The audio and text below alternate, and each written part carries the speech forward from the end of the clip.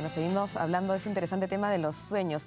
Hemos estado describiéndolo y de alguna manera desde el psicoanálisis se entiende como la realización o el deseo, ¿no? De un deseo, de algo que uno desea, realmente sucede en el sueño, ¿no? Pero ¿qué pasa entonces con las pesadillas? ¿Por qué tan frecuentemente pesadillas que nos asustan tanto? ¿Eso no pueden ser deseos, digamos, o qué? O sí. Las pesadillas o sueños de angustia, ¿no? Son sueños en los que tú estás aterrorizado o estás angustiado. ¿Cómo se puede decir entonces que es la realización de un deseo estar asustado? Eso se puede explicar así, es que al deseo se oponen otras fuerzas. Por ejemplo, no sé, todos los niños cuando son chiquitos y tienen un hermanito, quieren que el hermanito se muera, claro, ¿no es cierto? Eso es lo que quieren. Pero al mismo tiempo lo quieren, lo aman, además los padres jamás tolerarían una cosa así. Se produce un conflicto. Cuando en el sueño se produce la realización del deseo, se produce la angustia, porque es como que el cumplimiento de ese deseo trae consigo ya una tensión tan alta que ya no es placer, sino es displacer. Claro.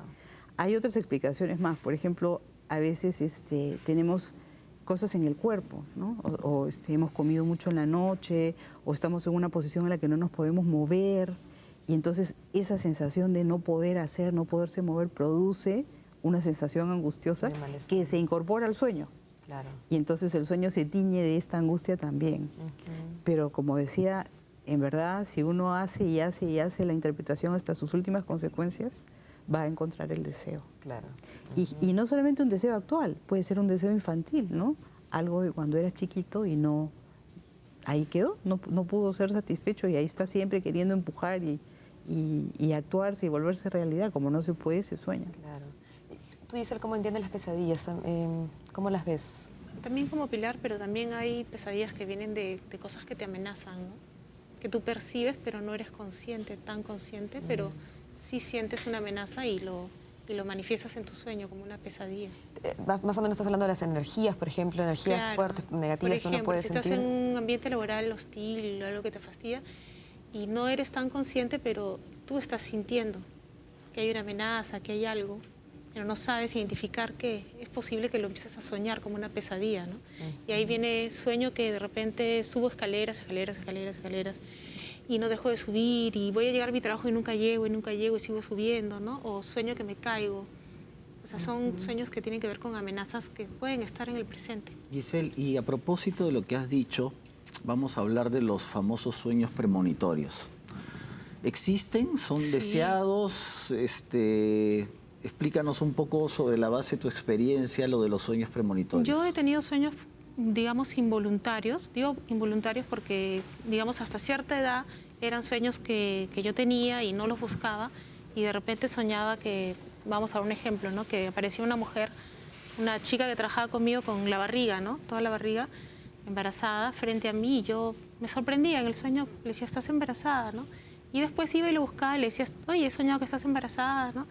Y la chica se ponía a llorar y le decía, ¿pero qué pasa? Y era que esta persona pues estaba recién estaba embarazada, ¿no? Y estaba pasando por problemas, por situaciones debido al embarazo. De repente era una persona muy joven, ¿no? Y eso era un sueño involuntario, ¿no? De repente soñaba que mi prima tenía un accidente. Y le decía, mamá, llama por teléfono, he soñado esto, he sentido esto, y sentía la angustia, ¿no? Y en esa época creo que no era tan fácil los teléfonos, no había tanto que te podías comunicar tan rápido hasta que llamó a Trujillo y definitivamente había tenido un accidente, ¿no? Entonces eran involuntarios. Pero un día, de repente pertenecía a un grupo metafísico, iba a las clases, y en una de las clases la instructora dijo, ustedes pueden preguntar a su sueño, y el sueño les va a responder. Y yo dije, bueno, que eso será tan fácil, y me pareció un poco así como, qué fácil, ¿no? Lo anoté. De todas maneras, tomé nota y lo guardé. Pasaron, creo que 2 años, y un día, ordenando las cosas, encontré las notas y dije, bueno, voy a hacer el ejercicio para ver qué pasa, ¿no? Y empecé a preguntar y empecé a tener sueños premonitorios con la respuesta a lo que yo preguntaba, ¿no? Y en una de esas viene un señor que me trae a otra persona y me dice, mi amigo necesita saber algo, ¿puedes preguntar a tus sueños? Y yo le digo, bueno, voy a preguntar, ¿no? Tenía un problema de salud, que era un problema crónico, pero que no sabía cómo lo podía curar, ¿no? Entonces yo pregunté, ¿cómo es que se puede curar esta persona? ¿Cuál es el elemento que lo puede curar, ¿no? Y sueño que hay un carro rojo que va en una curva, que parece la curva de Cieneguía, y sueño, escucho el motor del auto que va pasando las curvas y se mete a una chacra. Y en la chacra habría puros cartuchos blancos, largos, y el carro va metiéndose y los cartuchos se van abriendo, ¿no? Y en eso se apaga el motor y veo una lápida así grande de cemento y tenía en alto relieve un cartucho, pero no pintado, todo era cemento, ¿no? Y desperté. Entonces, cuando hablo con el amigo de esta persona, le digo, mire, he soñado esto y no sé cómo se lo vas a decir. Y no sé si son los cartuchos blancos que de repente lo pueden curar o me dijo, o es el panteón. Y le digo, bueno, no sé, le digo. Y de repente, bueno, pasaron 2 meses y esa persona falleció, ¿no? Que no teníamos idea que iba a fallecer, ¿no? Sí, Pilar, ¿y qué lectura tiene el psicoanálisis respecto a los sueños premonitorios? Yo no sé si tiene una lectura, pero hay varias cosas que se pueden hipotetizar. La primera es que siempre hay una explicación más simple de lo que pareciera, ¿no?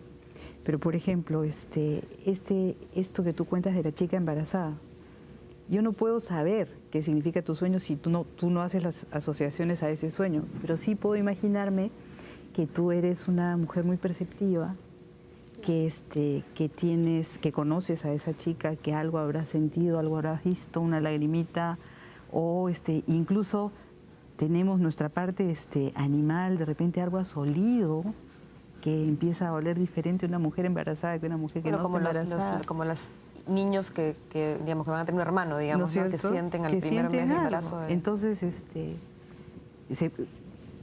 y claro, y se puede confirmar, ¿no? O, por ejemplo, yo puedo también saber que un abuelo que está lejos, ya, bueno, tiene 90 años y de repente no está tan sano, o de repente sí, pero ya está viejito y de repente puedo prever que va a morirse, ¿no?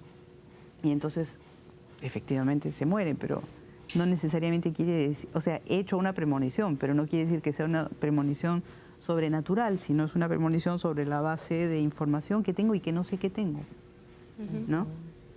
Ahora, Pilar, hoy en nuestros días se habla mucho que la humanidad en general, especialmente en el mundo occidental, por todas las transformaciones que ha habido, que hay una crisis del sueño, la gente duerme mal, hay una enfermedad que es el insomnio, ¿no? Hay gente que lamentablemente pues no puede dormir como antes se hacía. ¿Eso afecta, eso hace que soñemos menos? No. ¿No? No. Bueno, en primer lugar, no sé si es que hay una estadística para saber que ahora se duerme peor que antes. Eso es lo que... No sé. Menos horas. No sé. Más o sea, estrés. de repente la vida te hace dormir menos rico de lo que podrías dormir, pero siempre la gente ha tenido que ir al colegio, ha tenido que ir a la universidad, ha tenido que levantarse para ir al trabajo y siempre ha sufrido por eso, ¿no? Pero no, yo no creo que haya una gran diferencia. Es verdad que la vida moderna es mucho más estresante que antes, pero no sé, yo no pensaría que eso tiene... De repente lo que sí es que hay menos tiempo para dedicarte a pensar sobre tus sueños. Claro. ¿No? Yo te iba a preguntar un poquito si sigue siendo para el psicoanálisis los sueños, la vía regia, digamos, para llegar al inconsciente. ¿Es la mejor manera para conocerse a sí mismo o no? Mira, es que hay diferentes psicoanalistas y diferentes maneras de entender el psicoanálisis y de practicarlo. Hay algunos psicoanalistas que piensan que lo que cura es la relación entre el paciente y el psicoanalista y no importa tanto lo que haya de información en el inconsciente. Yo sigo analizando sueños. O sea, a mí me parece que es una de las cosas más interesantes que puede ocurrir en un análisis. Y no es que ande buscando los sueños, los pacientes traen los sueños. Cuando uno empieza análisis, además, empiezan a destaparse los sueños, sí. a destaparse esta represión, digamos, uno se empieza a acordar más de los sueños, ¿no? Sí. Entonces es un buen material para llevar a la terapia. Sí. Quizás no tan sistemáticamente como en la época de Freud, ¿no? Que había que desmenuzar cada elemento, pero si se puede, yo feliz, me encanta, porque realmente trae descubrimientos de la persona que a la persona misma le fascina hacer. ¿Le fascina o a veces también cuesta aceptar, como decíamos en un También, por principio, ¿no? Porque supuesto, como se sale resiste. esto inconsciente tan, ¿no? O cosas tan, ¿no? Amenazas, como dices tú, o cosas como difíciles de a veces de elaborar o de entender o de aceptar, que cuesta, ¿no? Es que siempre en el análisis hay dos fuerzas, ¿no? Una fuerza que es la del paciente que quiere conocerse a sí mismo, conocer su inconsciente, saber lo que le está pasando, y la otra que tiene miedo y no quiere saber nada y quiere simplemente que la vida siga como está. Pero, digamos, en ese balance, esa misma resistencia es algo de lo que se tiene que analizar. Claro. Y una vez que se maneja y se resuelve, el camino se abre. Después de un tiempo se volverá a cerrar, otra vez se abrirá, pero por eso es que un proceso analítico dura tanto tiempo y es tan bonito. Claro. Hay estos sueños que a veces uno empieza a tenerlos y justo algo te despierta y uno dice, me he despertado, pero en verdad, digamos, por ejemplo, imaginamos que, no sé, sonó el teléfono, pero en verdad no sonó nada. ¿Qué es? ¿La conciencia que nos despierta o qué es lo que sucede ahí? No sé, yo no sé si puedo generalizar, pero de repente has llegado a un punto en el sueño donde ya no quieres saber más, ¿no? Y te despiertas. O de repente efectivamente algo te ha despertado y no te has dado cuenta. A veces son cosas de tu propio cuerpo que te despiertan, ¿no? De repente, no sé, ganas de ir al baño, un retortijón o Pero a veces también pasa, ¿no? No sé si te ha pasado que uno tiene una pesadilla y de pronto ya no quieres tener esa pesadilla y te das cuenta que estás en una pesadilla, Claro. ¿no? Y la conciencia, ¿no? Puede salir esta fuerza de uno decir, ya basta, basta, me quiero despertar y uno se despierta, ¿no? Sí. Sí. ¿Cómo funciona eso? He leído hace poco una investigación, no me acuerdo en dónde, puede ser en Boston, que donde la investigadora les dice a sus sujetos, prácticamente les dice lo que deben soñar. Entonces, por ejemplo, les propone un problema y sueñen la resolución del problema. Y digamos, el 25% se despierta con la solución del problema. Entonces, es como que de alguna forma eso podría pensar que se puede guiar el sueño, ¿no? Claro. Y que tú, no sé si todos los sueños, pero algunos sí. Aunque a mí me ha pasado haberme dormido con un problema y haber soñado que lo resolvía y cuando me desperté era una cosa completamente absurda. Claro. ¿no? Entonces, También pasa eso, claro. Sí, y justamente vamos a irnos a un corte, Lucía, y regresamos con el tema de los sueños. Ok.